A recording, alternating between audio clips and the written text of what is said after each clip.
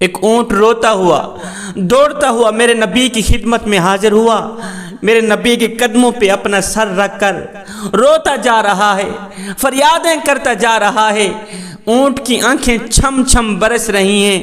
میرے نبی نے فرمایا، اونٹ کیوں رو رہا ہے؟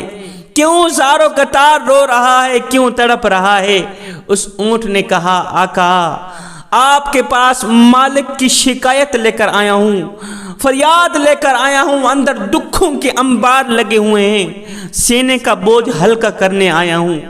آقا میں جوان تھا، میرے اندر طاقت تھی، قوت تھی، مالک کے حکم پر مالک کے لیے لکڑیاں لاتا تھا، مالک کے لیے پانی لاتا تھا، مالک میرے اوپر طرح طرح کے بوجھ ڈالتا تھا، میرے اوپر لکڑیاں ڈالتا تھا، وزن ڈالتا تھا۔ اس وقت تو میں برداشت کر لیتا تھا، اس لیے کہ میں اس وقت طاقتور تھا، جوان تھا، میرے اندر طاقت تھی۔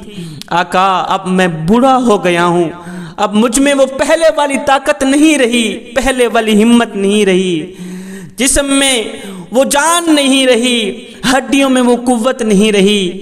آقا فریاد کرنے آیا ہوں، آپ میرے مالک کو بلا کر انہیں سمجھائیں، اور نادان تو اپنے بوڑھے اونٹ کے اوپر اتنا بوجھ ڈالتا ہے، وہ پہلے والی جوانی نہیں رہی، پہلے والا خون نہیں رہا۔ یہ اونٹ آقا کریم کو اپنی فریادیں سنا ہی رہا تھا، مالک کی شکایتیں سنا ہی رہا تھا۔ ادھر سے اونٹ کا مالک بھی اونٹ کو تلاش کرتے کرتے دوڑتا دوڑتا آ نکلا، میرے نبی کی خدمت میں حاضر ہوا، دیکھا اونٹ آقا سے فریادیں کر رہا ہے، کچھ باتیں کر رہا ہے، اونٹ کی آنکھیں چھم چھم برس رہی ہیں۔ مالک نے کہا، آقا میں تو کافی دور سے اس اونٹ کو تلاش کر رہا ہوں۔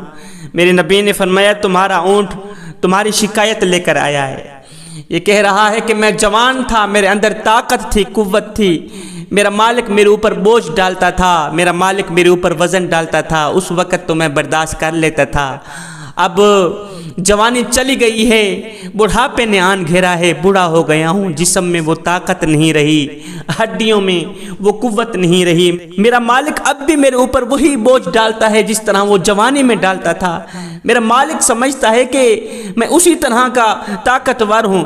اب تو مالک نے پلان یہ بنا رکھا ہے کہ وہ مجھے ذبح بھی کرنے والا ہے۔ اس مالک نے کہا، آقا بالکل یہ اونٹ سچ کہہ رہا ہے، جانوروں کی بولیاں جاننے والے نبی، جانور بالکل سچ کہہ رہا ہے، واقعی میرا پلان یہی ہے، میں اس کے اوپر وزن بھی ڈالتا ہوں، بوجھ بھی ڈالتا ہوں، اور میں اسے ذبح بھی کرنے والا ہوں۔ میرے نبی نے فرمایا، میاں تیرے اونٹ کی قیمت کتنی ہے؟ کہا، آقا جتنی آپ دے دیں۔ میرے نبی نے وہ اونٹ خرید لیا، اونٹ کو کہا، جا تو آزاد ہے، تو آزادی کی زندگی جی، تو آزاد ہے، اب تجھے کوئی ذبح نہیں کرے گا، تیرے اوپر کوئی وزن نہیں ڈالے گا۔ اب اونٹ نے جاتے جاتے ایک آواز دی، وہ آواز سن کر میرے نبی نے فرمایا، آمین۔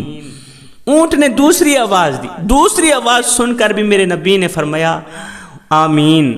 تیسری آواز پر چوتھی آواز سنتے ہی میرے نبی نے فرمایا، آمین آمین کہتے ہوئے میرے نبی زاروں قطار رونے لگے، میرے کریم آقا کی آنکھیں چھم چھم برسنے لگی۔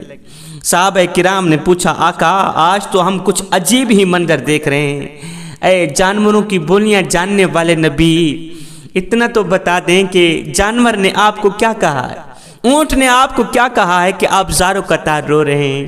میرے نبی نے فرمایا، جب میں نے اونٹ کو آزاد کیا، جا آزادی کی زندگی دی، جب میں نے اونٹ کو آزاد کیا تو اونٹ نے جاتے جاتے مجھے 4 دعائیں دی۔ پہلی دعا یہ تھی کہ اللہ آپ کے بھی خوف دور کرے جس طرح آپ نے میرے خوف دور کیے۔ یہ سن کر میں نے کہا، آمین۔ اونٹ نے دوسری دعا دی، اللہ تعالیٰ آپ کی امت کو دشمن سے ہلاک ہونے سے بچائے، میں نے کہا، آمین۔ اونٹ نے تیسری دعا دی، اللہ تعالیٰ آپ کی امت کو قحط سے بچائے، میں نے کہا، آمین۔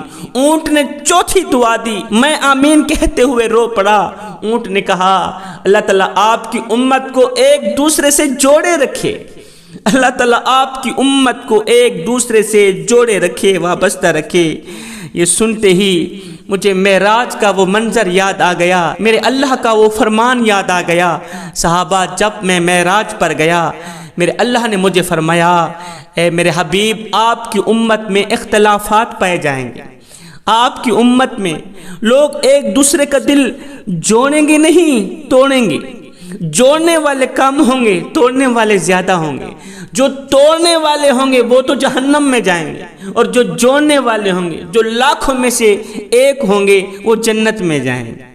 اللہ اکبر! یہ سنتے ہی میں رو پڑا۔ میرے نبی نے فرمایا صحابہ، زندگی میں کبھی بھول کر کے بھی کسی کا دل نہیں توڑنا، کسی کا دل نہیں توڑنا، کسی کو رنج نہیں دینا، کسی کو غم نہیں دینا۔ ہائے، کسی کو دکھ دے کر، کسی کو تکلیف دے کر، کسی کو غم دے کر، کسی کو پریشانی دے کر تجھے کیا لگتا ہے کہ تو ساری زندگی ایسے ہی مسکراتا رہے گا؟ نہ بندے نہ، بس وقت کے الٹنے کی دیر ہے، تیری باری بھی دور نہیں ہے۔ اس لیے کہ زندگی کے کسی نہ کسی موڑ پہ اپنا کیا آخر بھگت نہیں پڑتا ہے۔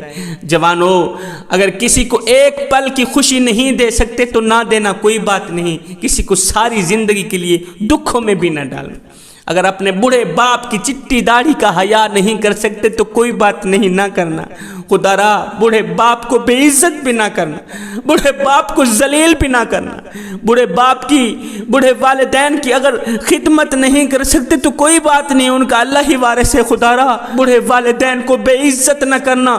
زندگی میں کوئی ایسا کارنامہ سر انجام نہ دینا جس کی وجہ سے تمہارے بوڑھے والدین کی عزت کی پگڑی کسی کے پاؤں تلے نہ روندی جائے۔ میرے نبی نے فرمایا صحابہ، جو شخص صبح اٹھتے ہی ایک کام کر لے اس کے لیے جنت کے تمام دروازے کھول دیے جاتے ہیں۔ صحابہ نے پوچھا آقا، وہ بابرکت کام کون سا ہے جو شخص صبح اٹھتے ہی کر لے؟ میرے نبی نے فرمایا، جو شخص صبح اٹھتے ہی والدین کا چہرہ دیکھ لے، والدین کی زیارت کر لے، ابھی تک پانی نہیں پلایا، والدین کے ہاتھ نہیں دبائے، والدین کی نوکری نہیں کی، والدین کو کھانا نہیں کھلایا، بوڑھی ماں کا سر نہیں دبایا، بوڑھے باپ کے پاؤں نہیں دبائے، ایمان کی حالت میں محبت کی نظروں سے جس نے صبح اٹھتے ہی اپنے ماں باپ کا چہرہ تک لیا ہے، میرے نبی نے فرمایا اس کے لیے جنت کے تمام دروازے کھول دیے جاتے ہیں۔ تو خدا را، کسی کا دل جوڑ نہیں سکتے تو توڑنے کی کوشش بھی نہ کیجیے گا۔ بوڑھے والدین کی خدمت نہیں کر سکتے، بڑے والدین کو عزت نہیں دے سکتے، تمہارا اپنا مقدر، خدا را اپنا نقصان نہ کیجیے گا، بڑے والدین کو بے عزت نہ کیجیے گا، بڑے والدین کا دل نہ توڑیے، نہ توڑیے۔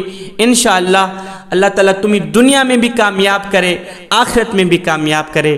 میں دعا کرتا ہوں مالک ہمیں حق سچ بولنے کی توفیق عطا فرما، مالک ہمیں بڑے والدین کی خدمت کرنے کی توفیق عطا فرما، بوڑھے والدین کی چٹی داڑھی کا حیا کرنے کی توفیق عطا فرما۔ مالک ہمیں نیک بنا دے، ہمیں ایک بنا دے، ہم سب کو وہ نیک کام کرا دے جس پر تو بھی راضی ہو جائے، تیرا میٹھا حبیب بھی راضی ہو جائے۔ فقیرانہ آئے صدا کر چلے، نمازی بنو تم دعا کر چلے، آمین ثم آمین، وما علینا الا البلاغ المبین۔